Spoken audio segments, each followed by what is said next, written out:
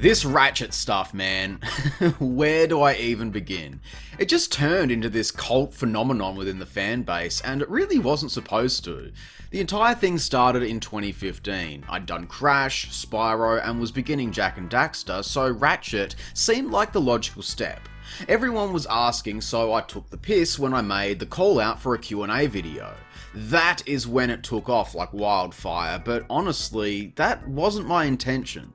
The original plan was to give it a go in 2016 potentially, but that was a real year of growth for me as a creator, as I had a few big hits that year, broadening my horizons topic-wise, which is something that was always important to me. And by the end of the year, I had ambitions to take my productions to another level with a more cinematic AVGN approach, for lack of a better term. I had this great idea for Sly Cooper, but people still wanted Ratchet.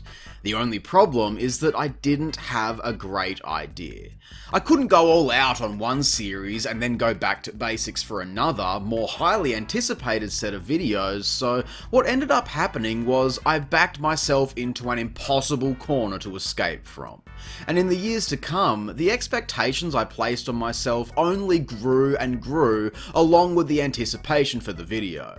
But without any inspo for what I could possibly do to make it live up to all of the hype, it left me unable to commit to any ideas. Fast forward to 2021 and I meet my partner Donnie, who is a big Ratchet & Clank fan, and suddenly I'm always being shown glitches, playthroughs, just getting back to the basics of enjoying games for the pure love of the medium with nothing better to do. I said sincerely, masked as a joke, that man, if anyone will get me to do Ratchet, you will. And now, here we are. I don't remember exactly how the idea struck me, but I'm pretty sure I was sitting on the toilet, where all of man's greatest lightbulb moments occur. I was just reflecting on the good old days when I had the energy and ability to commit to the more outlandish videos. It was something that I miss doing, even if my mental capacity can't really handle that kind of huge production anymore.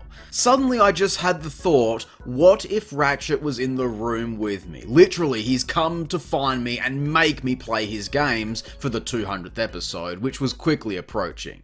Man, once I got off the toilet and told my idea to Donnie, he was skeptical, given that he'd never really known that former version of myself. But man, for the first time in 10 years, I actually had an idea, so I just jumped right into the games because it really was going to be now or never. If I didn't do it right then and there, it maybe never would have happened, and without Donnie around constantly keeping the franchise in my peripheral vision, then I may not have even had the idea to begin with. This concept that Ratchet was going to be in the room with me is something that I'd always tossed around back in the day, but just figured that it was too ambitious.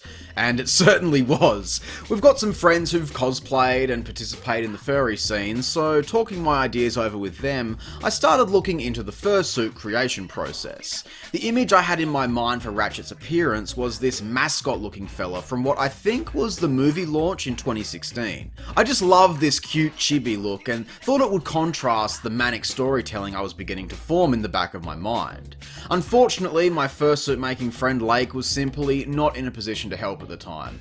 They'd 3D sculpted some pieces to get printed, but construction of the head was going to be all on me, and that's simply not my area of expertise. I should point out that this was around June of 2024, so only about 4 to 5 months out from when I was expected to hit the milestone 200 episode. Knowing my capacity, I just had to throw my hands up, because I just knew that if I had to do all of the production work and try to make this outfit, that it would have sent me off the deep end, and I probably would have just cancelled the entire thing. I knew that I needed to commission a suit maker, but fursuits are in high demand, so I had to get creative.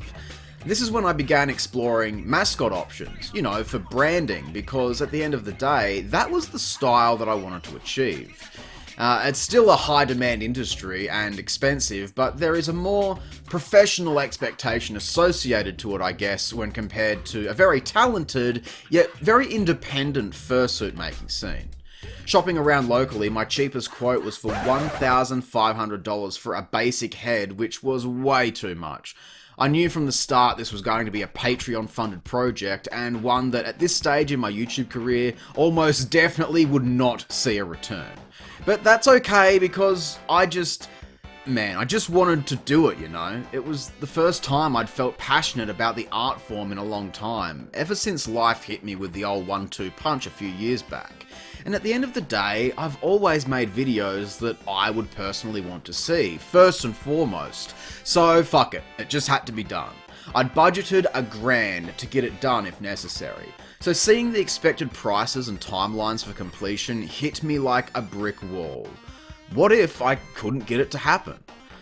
While sourcing materials when I was originally going the fursuit route, I was doing some shopping on Etsy, which was new for me. I've never really looked at it that much, but the idea struck me.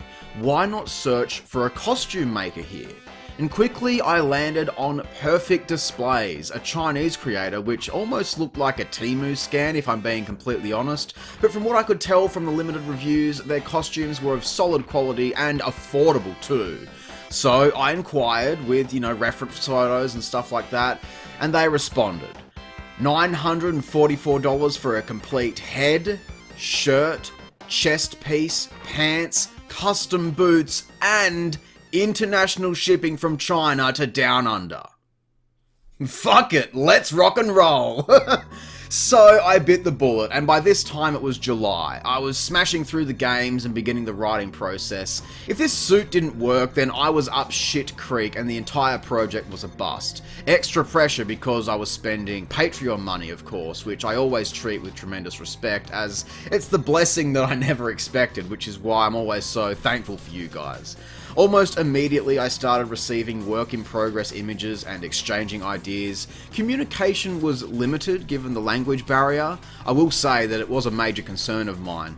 I'd asked about the shoe sizes and they said, no, it's just one size. And when discussing shirts, it was also a big concern given the different sizing standards and the fact that both myself and Donnie would need to wear the suit.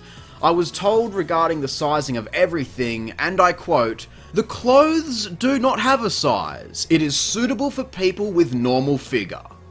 Tight if belly."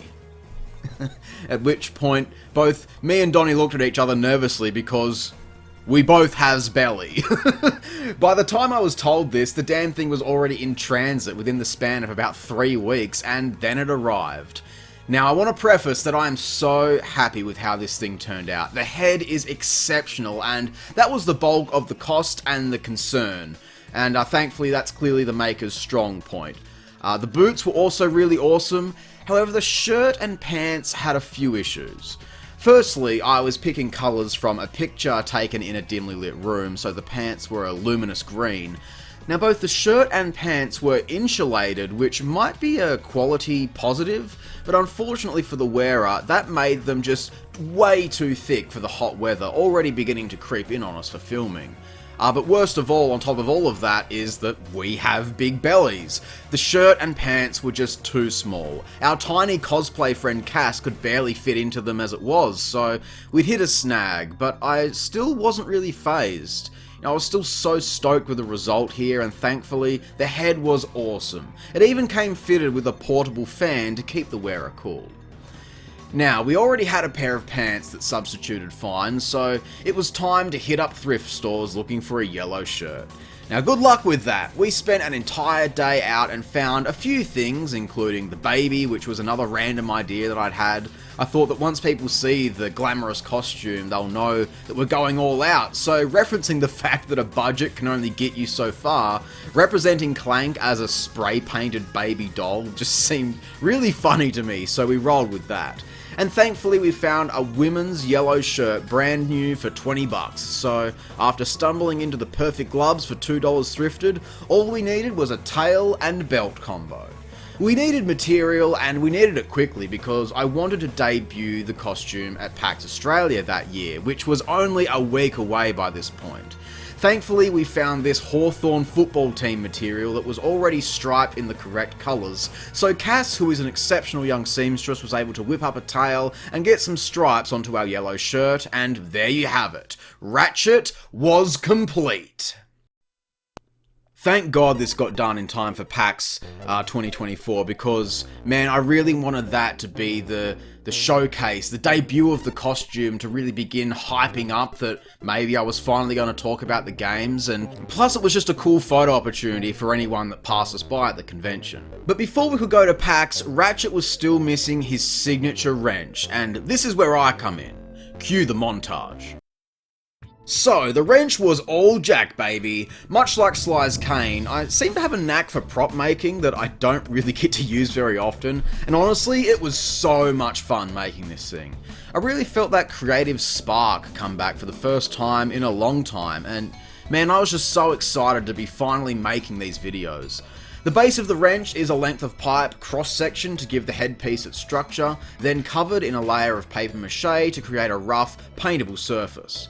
The prongs on top were drawn out by eyeballing scale next to the costume head, and then cut out from foam mats, taped, glued, and again coated in a layer or two of paper mache.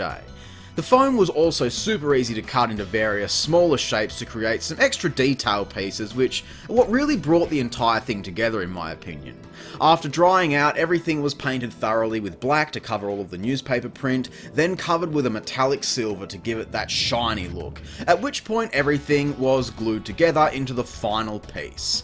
Now, the silver that I'd used was a bit harsh though. It looked like aluminium foil, so I dusted just a light grey over the top of that to mute it down. This created a result that looked very accurate to the wrench from the first game, while still being shiny when the light hits it just right. Now, like I said, PAX was a week away, and I felt a bit weird taking this silver baby to the event. I felt like people wouldn't really get the joke, so because I had plenty of materials left over and was just having a blast getting creative with something different, I decided, fuck it, let's just make a genuine clank to take to PAX. This was me again. I took a little schoolgirl's pink backpack and stuffed it with random junk I've had lying around for ages. I always find myself hoarding cardboard and structural stuff like this, but never get around to actually making anything out of it. Then using foam and hot glue to make weld marks and other details. The head was 2 bowls stuck together and painted. And to stick this all down to the bag, I actually used some real hardware to bolt everything in place so that it wouldn't fall off.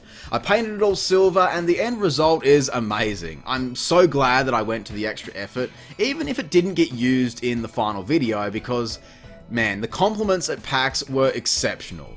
We'd organised a YouTuber meetup with my mates Spencer and Mini-Me, but most of the people who come up were only interested in getting a photo with Ratchet. A humbling experience, but fuck, I was just so proud, and Donnie killed it rocking the suit inside the expo hall for some awesome photos. All we needed now was a voice for Ratchet, and this entire time I only had one person in mind, our buddy Synoptic. Have you ever infected anyone before? No, but that furry chick gave me a nasty rash, and I'm still going, bro. I'm still scratching. He's such a character, never shy to, let's just say, go for shock value in the conversation, but he's genuinely a funny guy and heart of gold. He also has a superb deep voice that I felt would work well as a funny Ratchet. Nobody really understood my casting choice in the VC, even Donnie didn't really get it at first, but once everything was finally written and we sat him down for a recording session, man, we laughed so much. And the age-old rule is that if you're having fun making something, then people will have fun consuming it, because that energy just radiates throughout the entire project. And for a first-time effort at voice acting, he did a solid job and played to his strengths, I think.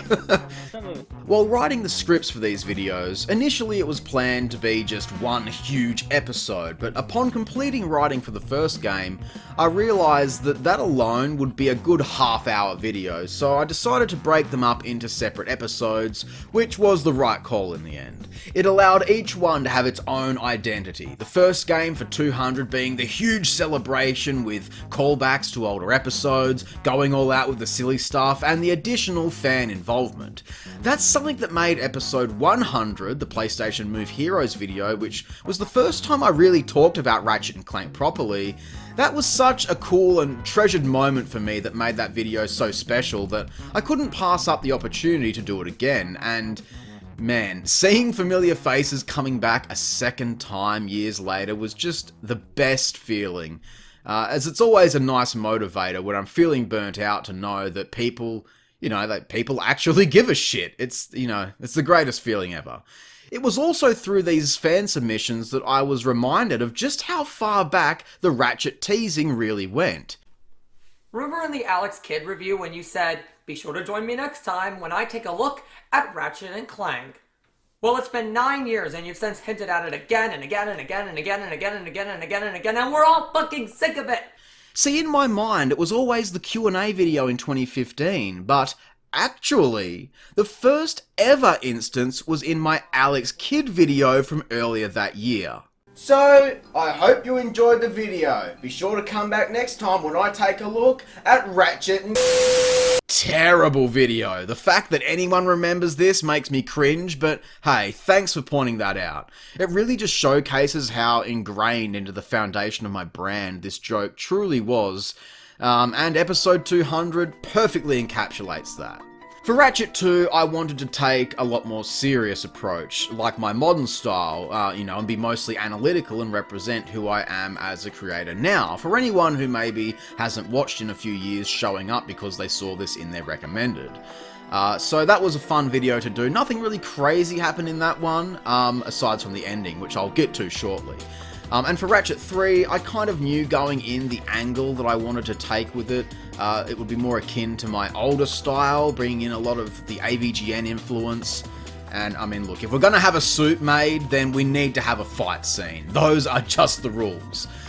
So because filming needed to take place over several sessions, with both myself and Donnie's involvement wearing the outfit and hot summer weather starting off strong, I got organised with what needed to be filmed so that we could be as efficient as possible.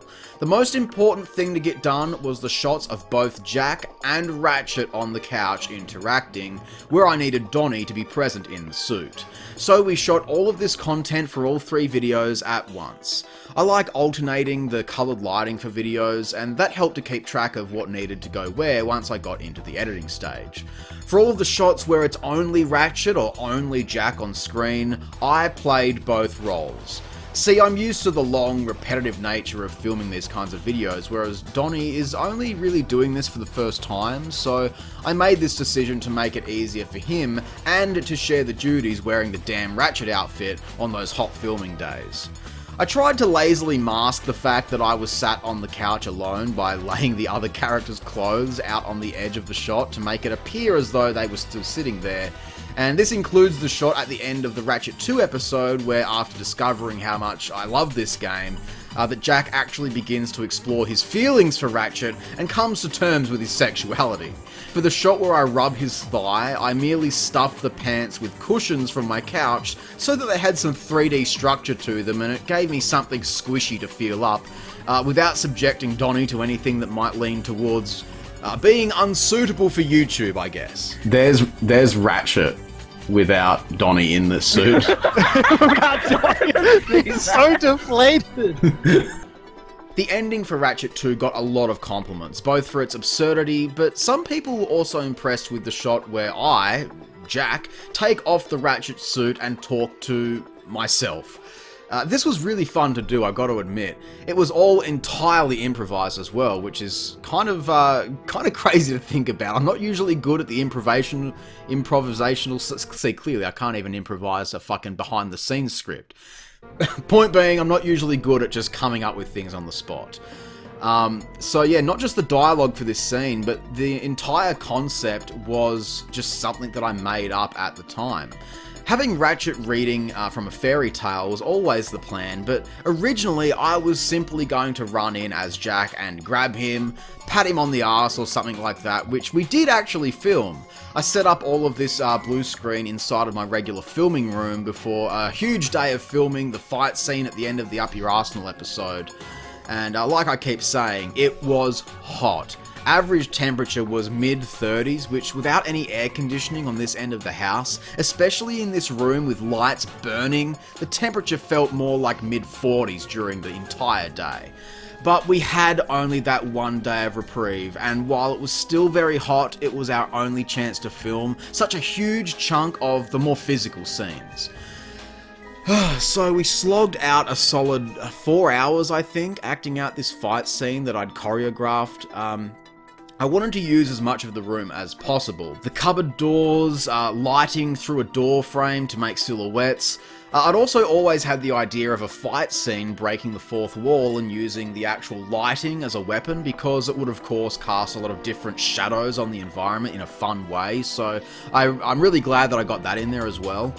The idea for the big plastic sheet was something that I just threw in because I had it laying around from when we moved in a few years back and brought new furniture. So yeah, it was just a really big day. I got all bloody for the first time since my Thai series in 2019-2020.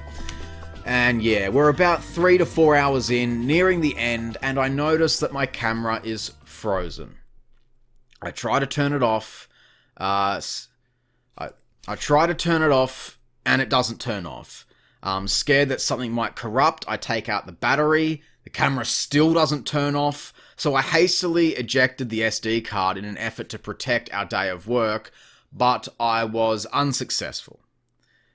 We lost everything, and it was the biggest gut punch imaginable. I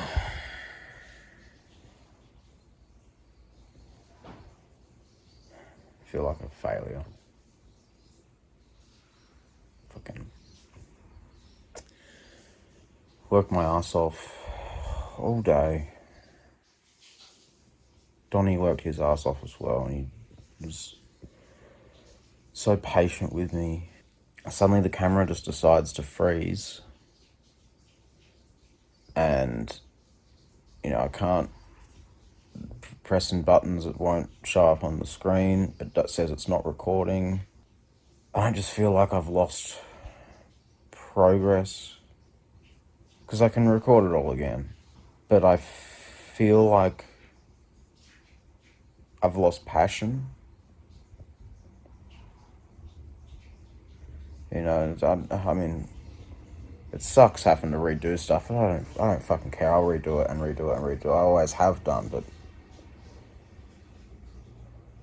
losing that passion, that prime creative passion and energy from the first time, just knowing that when we go back to film the things that are lost, that little glint, that little sparkle in my eye, that won't be there this time around.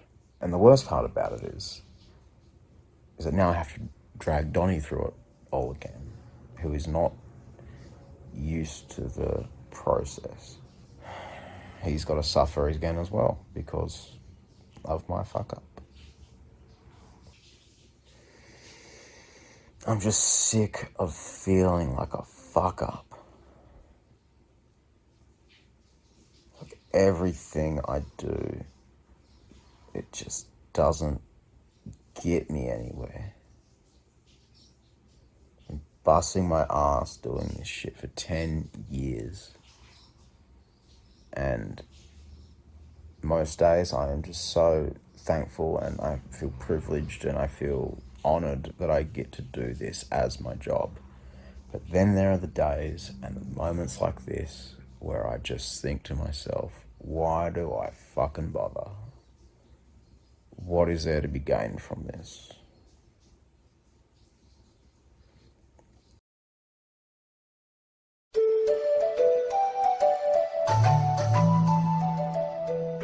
We were both so burnt out and sick of thinking about this project that we both wanted it done, and then the most taxing stuff now had to be filmed a second time.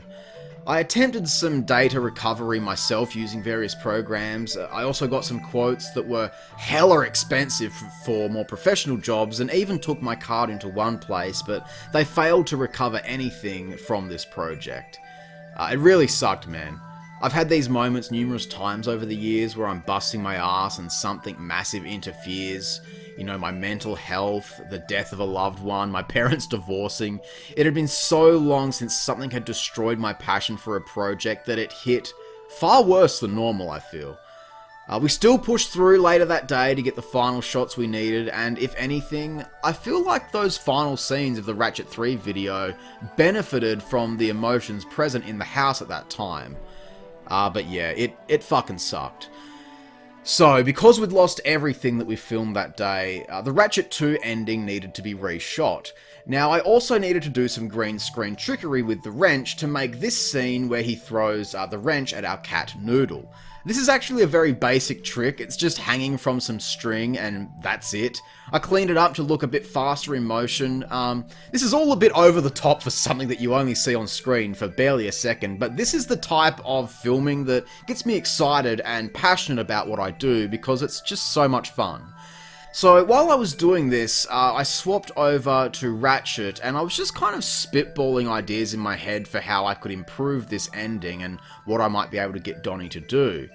Thinking back to some of my earlier projects back in the day, I didn't have Donnie or anyone really to help me out most of the time, so everything was me. Every character was portrayed by myself. So in an abrupt script change, I decided that I wanted to reference and almost pay a little tribute to myself and a creative part of my being that I thought that I'd lost over time.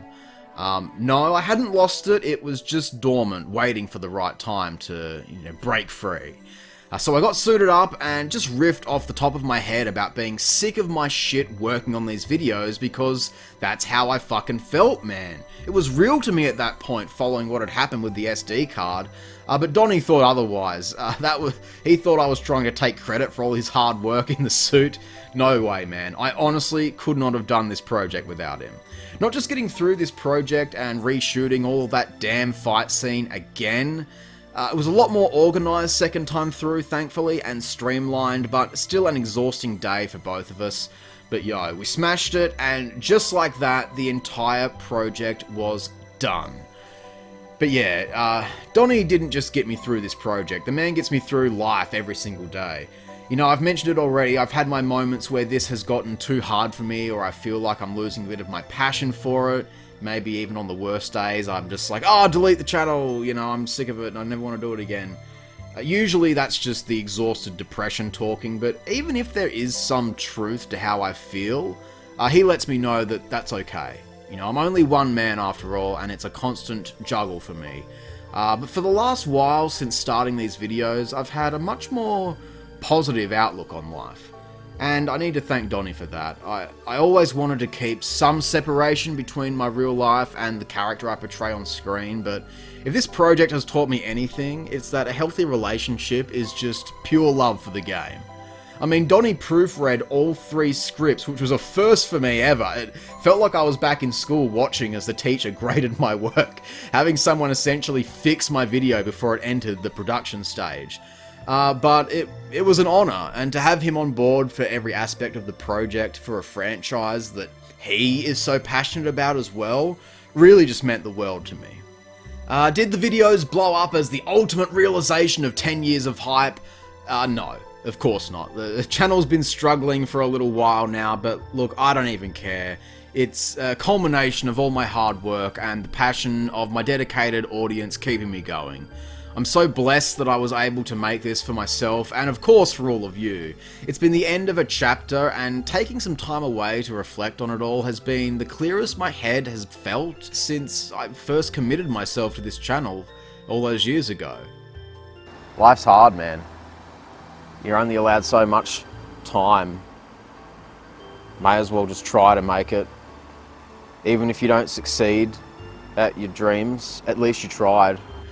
So as always, I'd like to thank you all for watching. If you think I've earned it, then there is a Patreon where you can see exclusive content and early ad-free uploads. Donnie also has an Etsy page selling art prints and some keychains, so definitely go check that out. It's something that we're hoping to get off the ground more this year, so if nothing else, give him a follow on socials and support the man's artwork like you support mine. And finally, a special thanks to our incredible support network of loving family and friends. This one goes out to all of you. Thanks for being awesome. Will Ratchet return? Maybe one day, but for now, let's just begin the next chapter. I'm Square-Eyed Jack, and I hope you all have a great fucking day. Cheers, guys.